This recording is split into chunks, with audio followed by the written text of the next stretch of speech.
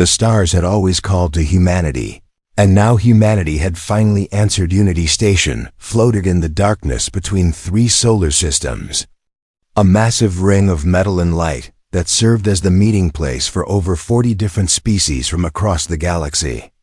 And on this day, it was more crowded than ever before, because the Centennial Exchange had begun, a grand celebration where every civilization showed off the best of their culture to the rest of the galaxy. Humanity had only been part of the Galactic Concord for 11 years, which made them the newest and youngest members, and their booth at the exhibition was small and tucked away in a corner that most visitors walked past without a second glance. But Yuki Tanaka did not mind the small space. She stood beside a glass case that held her family's greatest treasure, a katana that was 400 years old, its blade still sharp enough to split a falling leaf, its steel folded over 15,000 times by her ancestors who had been swordsmiths in Japan. For 12 generations, Yuki was only 18 years old, but she had trained in kendo since she could walk, and she had won 3 world championships before her 16th birthday. And when the Earth Council needed a youth ambassador to represent human culture at the exchange, her name was the first one spoken. She wore a simple black uniform with the Earth emblem on her shoulder, and her dark hair was pulled back in a tight ponytail, and her eyes were calm and patient as she watched the aliens walk past her booth. Most of them barely looked at the human display. There were tall beings made of living crystal who sang instead of speaking, and there were small furry creatures who moved in packs of 20 and shared one mind, and there were beings of pure energy contained in mechanical suits, and all of them had technologies and powers that made humanity look like children playing with sticks. But Yuki did not feel small. She felt proud, because the katana in that glass case was not just a weapon, it was a story, a history, a piece of her soul made solid and sharp. The crowd in the exhibition hall suddenly parted, and Yuki looked up to see why a group of massive creatures was walking toward her booth, and every other species was moving out of their way with obvious fear and respect. These were the Velthera. Yuki had read about them in her preparation materials, and she kept her face calm even though her heart beat a little faster. The Veltheri were 8 feet tall with bodies covered in dark, chitinous armor that grew naturally from their skin, and they had 4 arms each ending in sharp claws, and their faces were a nightmare of mandibles and glowing red eyes, and they were known across the galaxy as the greatest warriors the stars had ever seen. They had conquered 11 species before the Galactic Concord was formed, and even now they were feared and respected above all others. Their leader stopped in front of the human booth and looked down at Yuki with those burning eyes. His name was Commander Refko, and he was a legend among his people, a warrior who had never lost a battle in over 200 years of life, so he said, his voice a deep rumble that the translator device turned into words Yuki could understand. This is what the humans bring to the stars. He pointed one clawed finger at the katana in its glass case. Sharpened metal, he said. And then he laughed. It was not a kind laugh. Other Veltheri behind him joined in, their mandibles clicking in. What Yuki understood was mockery. Our hatchlings abandoned such primitiveness before they even molt their first shell. Refkal continued, and his voice was loud enough that other aliens nearby stopped to watch. We gave up such barbaric tools 10,000 years ago when we discovered plasma and particle beams. He leaned down closer to Yuki, and she could smell something like burnt copper coming from his breath. Tell me, little human, he said, do your people still believe in magic as well? Do you still think the stars are gods watching over you? How did such a backward species ever reach the void? Yuki said nothing. She kept her hands at her sides and her eyes on his face, and her breathing steady and slow. More aliens were gathering now, drawn by the Veltheri's loud mockery, and some of them were laughing too, or making whatever sounds their species made to show amusement. A tall insectoid creature with wings like stained glass clicked its mandibles and said, Perhaps the humans are here as entertainment, yes? A reminder of how far the rest of us have come. More laughter, being made of swirling gas contained in a humanoid force field, drifted closer and said, I have seen images of human history. They spent thousands of years killing each other with such tools, before they even understood basic physics. And now they wish to stand among us as equals? Commander Rethkal straightened up and looked around at the growing crowd with satisfaction. Let this be a lesson, he announced in a voice that carried across the entire hall. The Galactic Concord has become soft and foolish to admit such primitives into our ranks. What will they contribute? Sharp sticks and cave paintings? We are surrounded by species who can bend space and time and manipulate matter at the atomic level. And yet we welcome those who still treasure chunks of metal as if they were sacred. He turned back to Yuki one last time. Go home. Little human, he said. Go back to your tiny planet and play with your toys and leave the stars to those who have earned them. Then he walked away. And his warriors followed, and the crowd slowly dispersed. Still making sounds of amusement at humanity's expense, Yuki stood alone beside her booth. Her hands were shaking now. But not with fear. She looked at the katana through the glass, at the gentle curve of its blade, at the worn leather of its handle where 100 hands had gripped it across 4 centuries. She thought of her grandfather, who had taught her the first basic stance when she was 3 years old. She thought of his words. The sword does not make the warrior makes the sword. She thought of every morning she had spent in the dojo, every drop of sweat, every bruise, every moment of exhaustion pushed through and overcome, and she thought of Commander Rethkal's mocking laughter. Her hands stopped shaking. Her eyes grew hard and cold and focused. She did not know yet what she would do. But she knew one thing with absolute certainty. Before the Centennial Exchange ended, the Velthari would learn what humanity was truly capable of, and they would never laugh at a samurai sword again. The other human delegates found Yuki in the small room behind their booth, where they stored extra displays and cultural items. Ambassador Chun was a kind man with gray hair and worried eyes, and he put his hand on Yuki's shoulder and said, I saw what happened out there, and I am sorry, but you must not let them get to you. They insulted everything we are. Yuki said quietly, They are ignorant, Ambassador Chen replied. And ignorant beings say ignorant things. The best response is to ignore them and hold our heads high. But Yuki shook her head. No, she said. The best response is to educate them. She stood up and walked to the door. And Ambassador Chun called after her. Yuki, what are you going to do? Something my grandfather would have done, she answered. And then she was gone. The Velthari delegation had taken over an entire section of the station's diplomatic quarter, and their guards stood at every entrance with weapons that could vaporize a human in less than a second. And any other species would have been terrified to approach them. But Yuki walked straight up to the main entrance and said to the guards, I wish to speak with Commander Rethkal. The guards looked at each other with what might have been confusion. And then one of them laughed that clicking Velthari laugh and said, The little human wants to complain? Go away before we step on you. I am not here to complain, Yuki said, and her voice was steady and clear. I am here to issue a formal challenge under the warrior customs of my people. Please tell your commander that the human he mocked wishes to teach him something. The guards stopped laughing among the Velthari.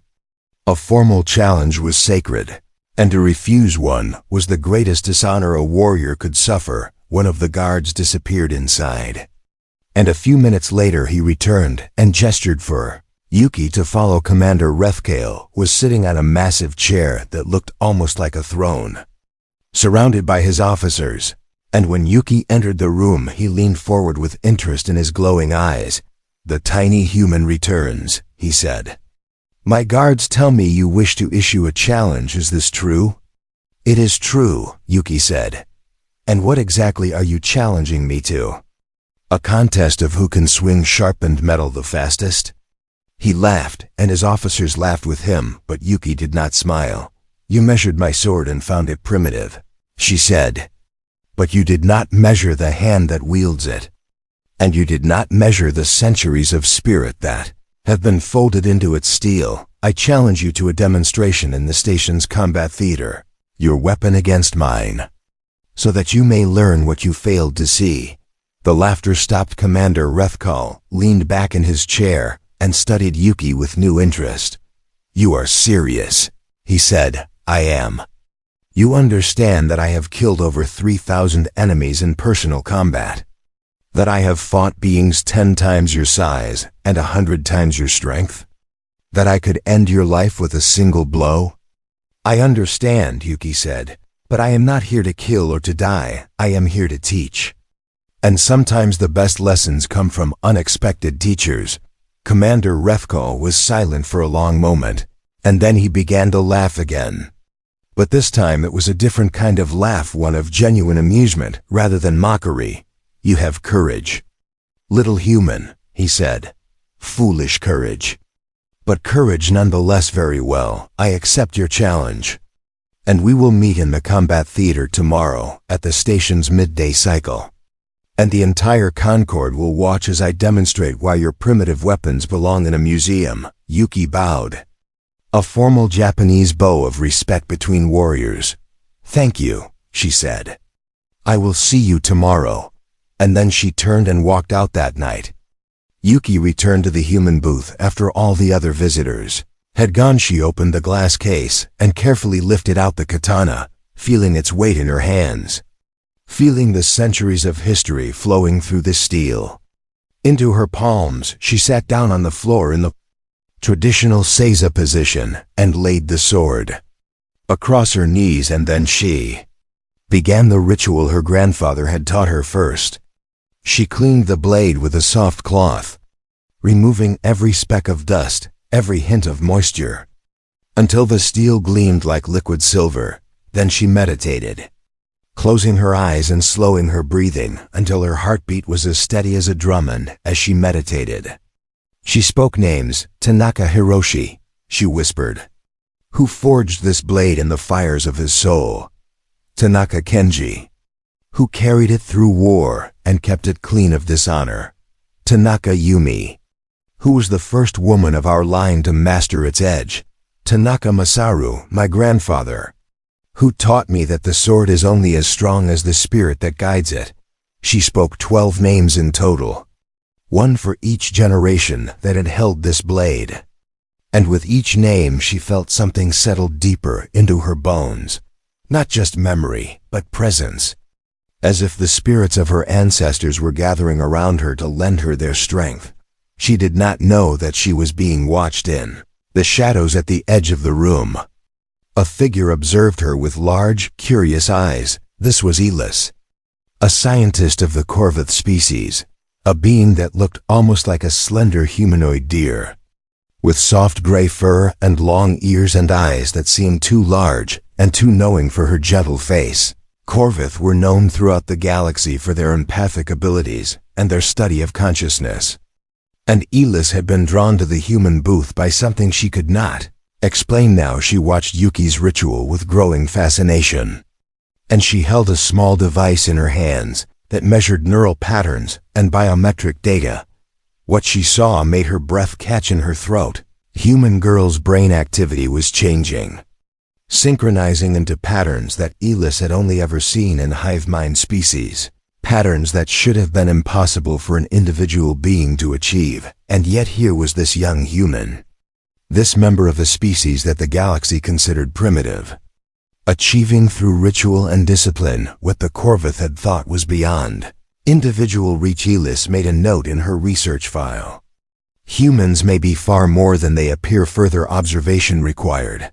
Back in the booth, Yuki finished her meditation and opened her eyes. She looked at the blade one final time, and then she whispered the words her grandfather had always said before a match.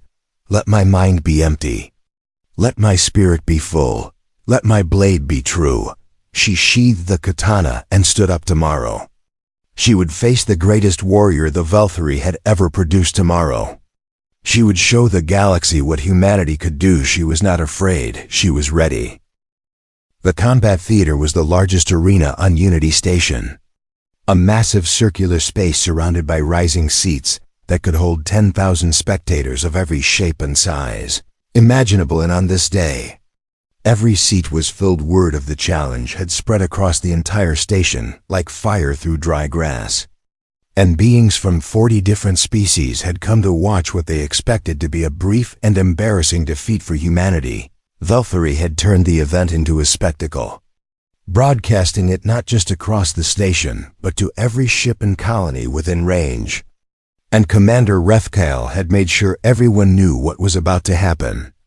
A primitive human with a piece of sharpened metal was going to face the greatest warrior of the greatest warrior species in the galaxy in the observation gallery reserved for human delegates.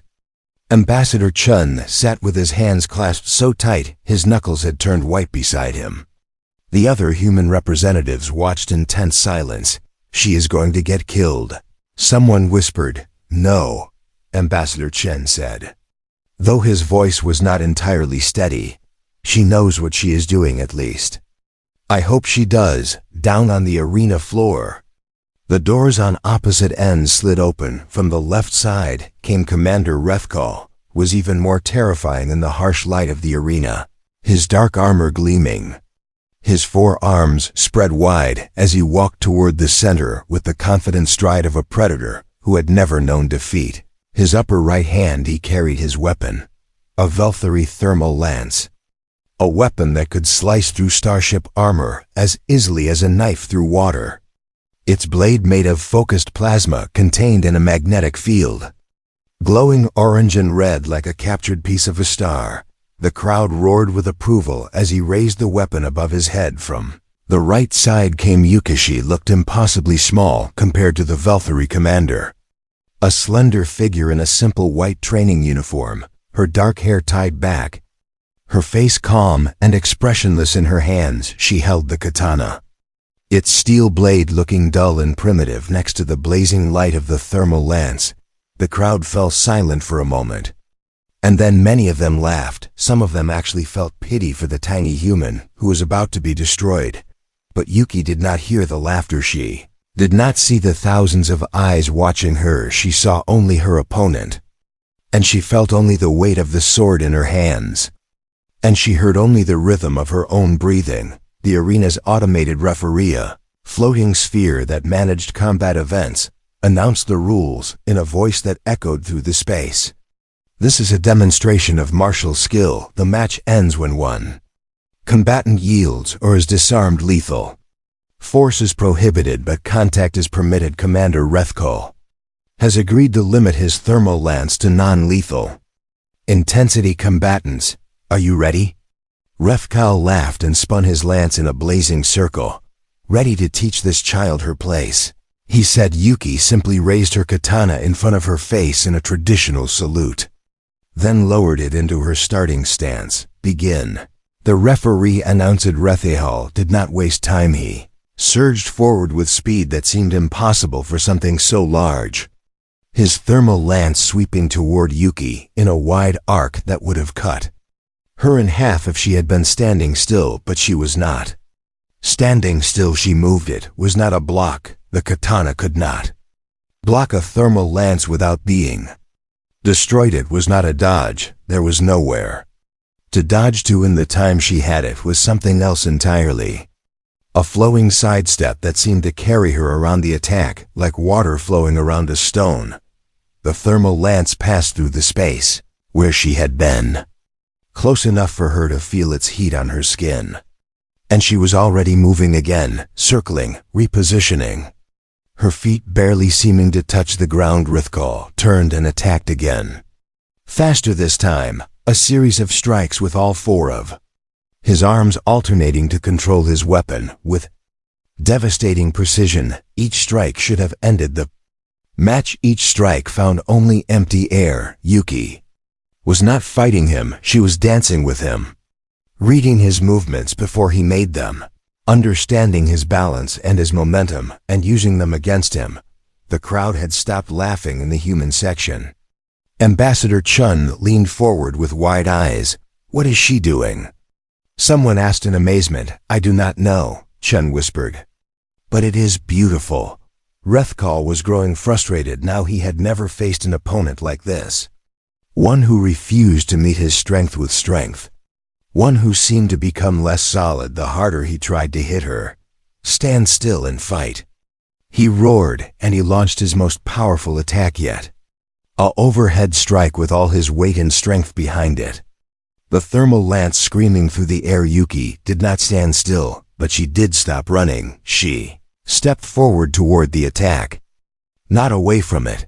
And in that moment, everything seemed to slow down. She could see the angle of his arms, the tension in his shoulders, the tiny shift in his weight that told her exactly where the lance would go. She could feel her grandfather's hands on hers, guiding her, steadying her. She could hear his voice in her mind. One breath. One cut, that is all you need. She breathed in. She moved. The katana came up in a single perfect arc. Not toward Rethkal's body, but toward his weapon. Toward the place where the thermal lance's plasma blade met its metal handle.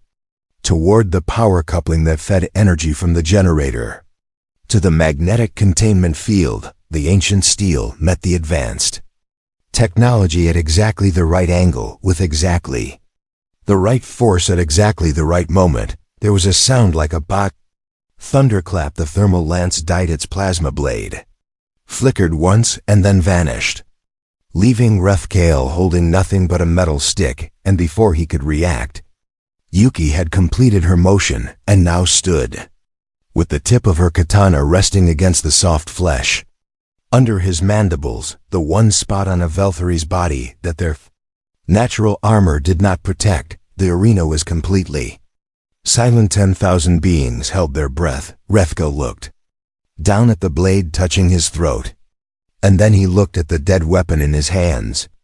And then he looked at the tiny human girl who had done the impossible. Yuki held the position for 3 heartbeats. Then she stepped back and lowered her sword and bowed. A deep bow. A respectful bow. The bow of one warrior to another. The match is over, the referee announced, its voice seeming unnaturally loud in the silence. Yuki Tanaka of Earth wins by disarmament. For a long moment, nothing happened, and then the human section erupted in cheers. And Ambassador Chun was crying and laughing at the same time. And the other delegates were hugging each other and shouting. But that was not the sound that mattered. The sound that mattered came a moment later, when the Velthari section, the warriors who had come to watch their commander humiliate a primitive species, began to pound their clawed feet against the floor in a thundering rhythm. It was the Velthari salute of respect, given only to worthy opponents. And as that sound spread through the arena, other species began to join in, each in their own way, clicking and chiming and humming and stamping until the entire combat theater was filled with the sound of a galaxy acknowledging that it had just witnessed something extraordinary. Yuki stood alone in the center of the arena, her katana still in her hands. And for the first time she allowed herself to smile. But she knew the demonstration was not over yet. The real lesson was still to come.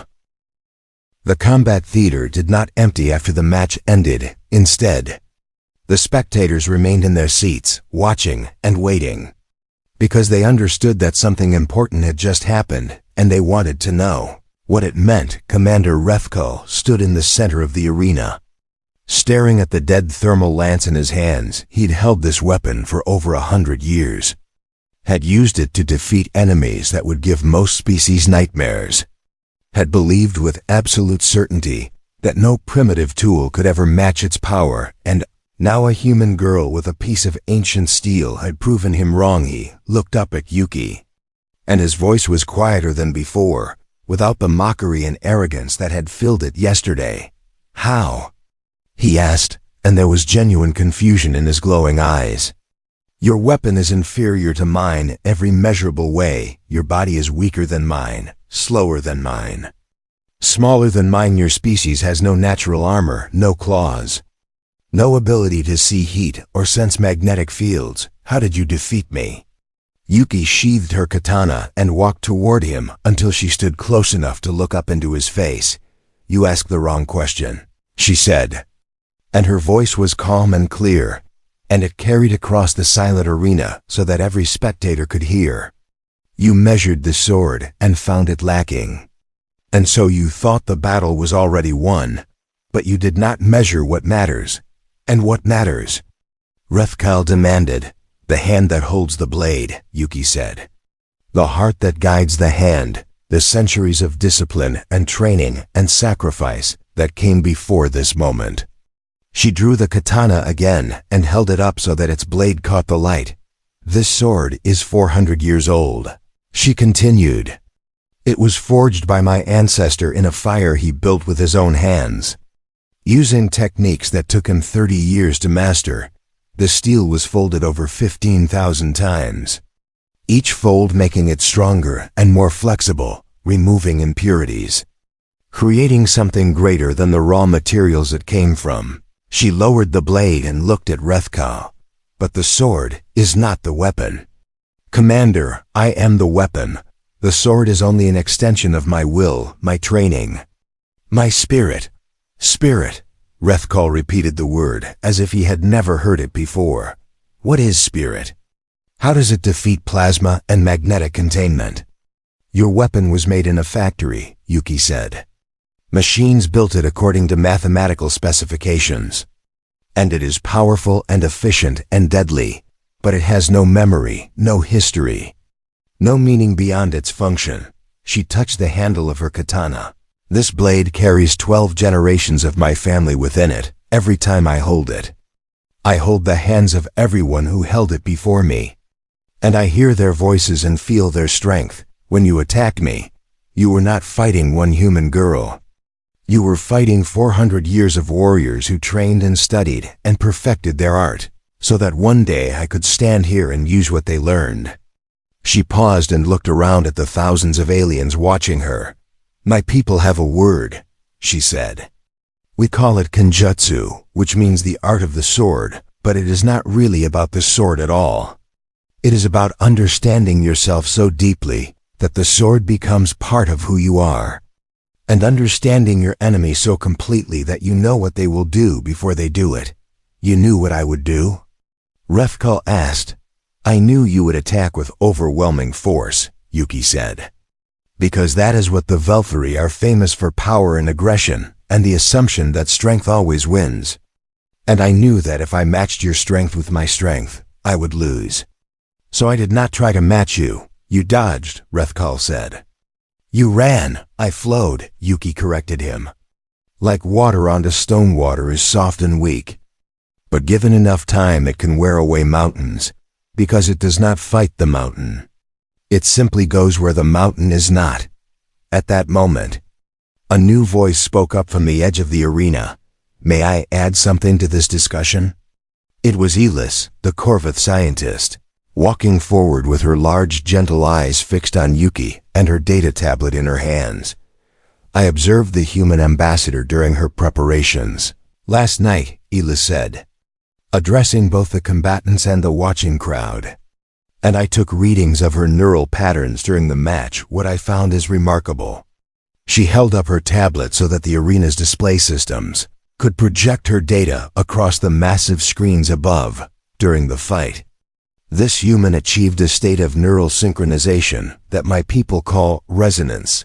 It is a condition we believe was only possible for hive mind species, where multiple brains work together as one." Confused murmurs rippled through the crowd. "But she is only one being," someone called out. "Yes," Elis agreed.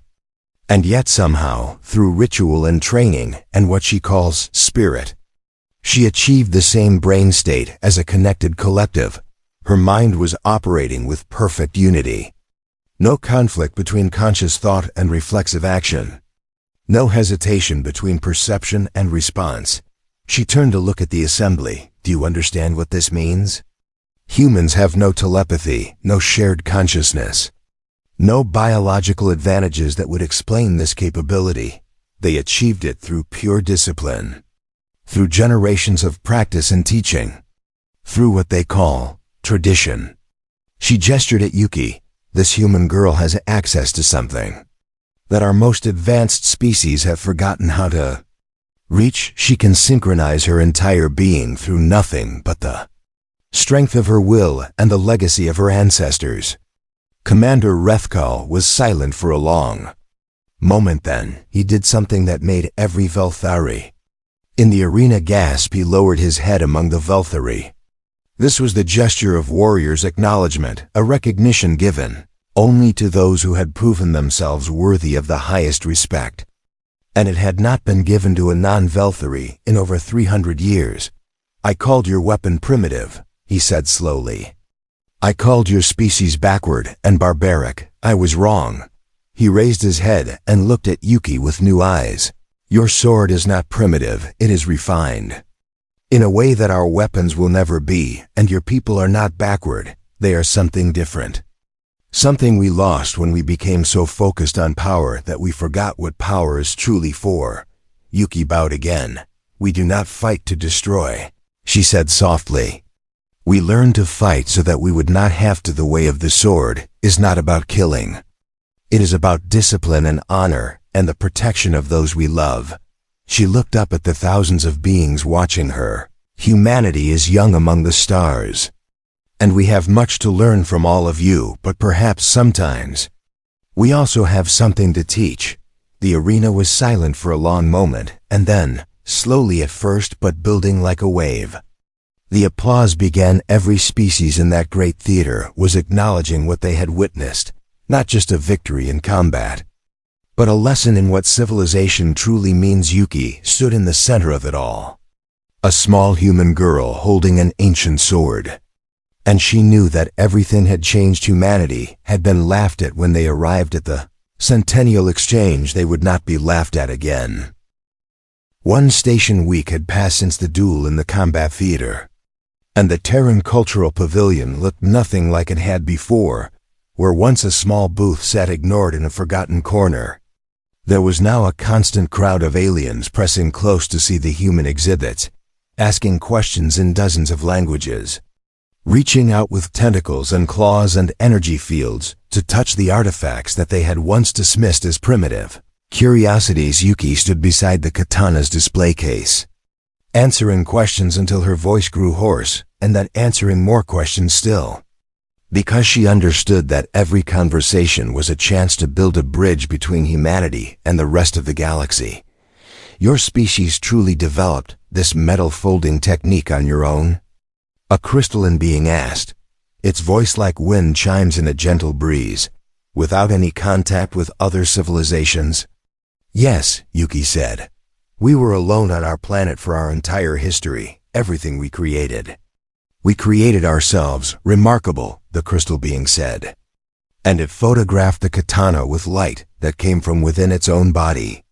Truly remarkable. Ambassador Chen watched from nearby, a smile on his tired face and tears in his eyes that he did not bother to hide. You did this, he said to Yuki when she finally had a moment to rest. You changed everything for us. I only showed them what was already true, Yuki replied. They just needed to see it. A commotion at the edge of the crowd made them both turn, and the aliens parted quickly as a familiar armored figure approached. Commander Rethkal walked toward the human booth with a formal stride, and behind him came a delegation of 10 Velthari warriors, but this time there was no mockery in their eyes. Human Ambassador Tanaka, Rethkal said, using her proper title for the first time. I come bearing an official request from the Velthari High Command. He reached into a pouch at his side and withdrew a small metal cylinder etched with symbols that glowed faintly in the station's light. This is a formal petition for cultural exchange, he continued. The warriors of Velthar wish to send students to your planet Earth to study the martial traditions that you demonstrated. We wish to learn what we have forgotten, to remember what it means to find strength, not just in power, but in spirit. Yuki took the cylinder carefully. Understanding the weight of what she held, we would be honored to teach you, she said. And we hope that you will teach us as well. There is much we can learn from Velthari discipline and courage. Rethkal made a sound that might have been a laugh. but a warmer one than before. You showed more discipline and courage in that arena than many Velthari I have known," he said. "But yes, we will teach you what we can. And perhaps together, our peoples will become stronger than either could be alone." He reached out with one massive clawed hand, and Yuki placed her small human hand against it. And they stood there for a moment in a gesture that no one in the galaxy had ever seen before. A Velthari commander showing respect to a human as an equal. Crowd around them erupted in excited sounds as recording devices captured the historic moment when Rethkal departed. Another figure approached Elis, the Corvith scientist, her large eyes bright with curiosity. "I have been thinking about what I observed," she said to Yuki. "The state of mind you achieved during the duel, my people have a term for something similar. But I wonder what humans call it." Yuki considered the question for a moment. "We have many words for it," she said. "Different traditions use different names, but the one I learned from my grandfather is Mushin." "Mushin," Elis repeated carefully. "What does it mean?" "It means no mind," Yuki explained. "It is the state where conscious thought falls away and pure action remains, where you do not think about what you must do. You simply do it. Because your training has become so deep that it is part of who you are." Elis's ears tilted forward in what Yuki had learned was an expression of fascination. "Your species achieved this through practice alone, through teaching and repetition across generations?" "Yes," Yuki said. "And through tradition, through passing down not just techniques but meaning, purpose. The understanding of why we train and what we are training for." Elis made several notes on her tablet. "I must write a paper about this," she said. "The Galactic Concord needs to understand that there are forms of advancement that cannot be measured in energy output or processing speed. Your people have developed something we have all forgotten existed." The closing ceremony of the Centennial Exchange took place on the final day, with representatives from every species gathered in the Grand Assembly Hall to offer final remarks when it was humanity's turn to speak. Ambassador Chun stood and gestured for Yuki to join him at the podium. "I could give a speech about what humanity offers to the galaxy," he said. "But I think our young ambassador can say it better than I ever could." Yuki stepped forward and looked out at the thousands of alien faces watching her. Faces that had once laughed at her species. Faces that now looked at her with curiosity and respect.